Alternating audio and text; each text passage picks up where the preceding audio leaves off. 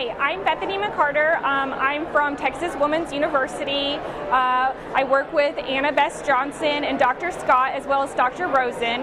And what we looked at, our research question was whether or not bullies and victims of differing weights are stereotyped and viewed as more negative based on ethnicity. And so what we found was that it did differ on ethnicity. And what we did is we gave participants surveys depicting different peer victimization episodes, either mild or severe, and the bully was always a male and the victim was always a female. And then we rated participants on how negatively they felt towards the bully and how severe punishment they felt he should receive.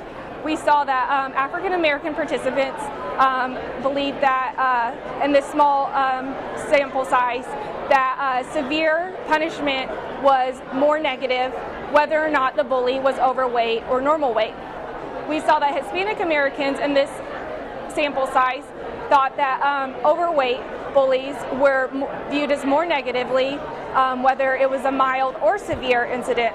What we saw brings into our title of our research, Pick on Someone Your Own Size, was that European Americans thought that a normal weight victim was picked on by an overweight bully was perceived as being very negative, but also that a normal weight bully picking on an overweight victim was also seen as very negative. So what we thought was when those weights didn't match up is when the negativity really set in.